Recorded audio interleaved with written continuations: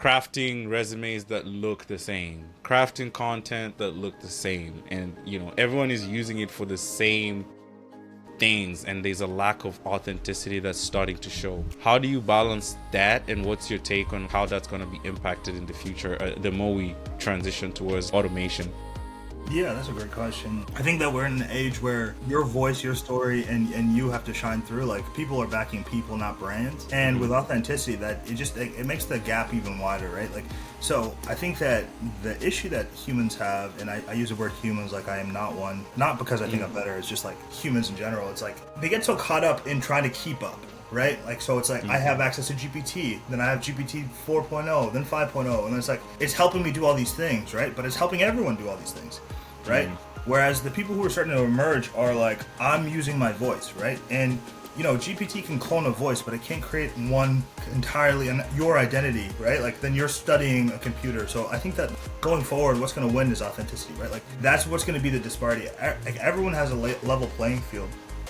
But the people who are creative, the people who use their voice, the people who decide to like stand authentically, talk authentically, post authentically, then people then the market decides at that point. Look, we like you, we don't, right? And it's not AI's fault, it's just we like you, we don't. Up until like now, everyone's trying to be the standard, but like the standard that people were judged on now is becoming so narrow that everyone can be there. So like it's the outliers and the people who are actually being authentic, using their voice, applying in non-traditional ways that will be noticed, right? Do something that AI can't replicate. Like, it can replicate words on paper, but it's like, can it replicate your stories, your voice, and how you deliver them? Probably not.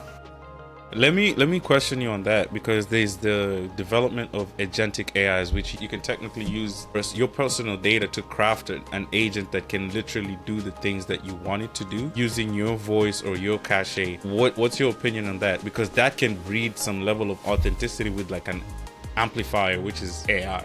Yeah, and I think that's fine, but like, again, they would be having to come back to, like, I'll use myself as an example, like coming back to Jerome and his voice, his story, right? Not my AI. It's still me behind it, and I think that's okay. And I've been playing around with it. Like, I use AI and like try to make agentic agents. But even when I post online, like I've started to not run it through for all the verbal stuff. I was like, I'll spend the extra 30 seconds to just post what I'm thinking and just see where it hits. Right. And I think that's the authenticity part.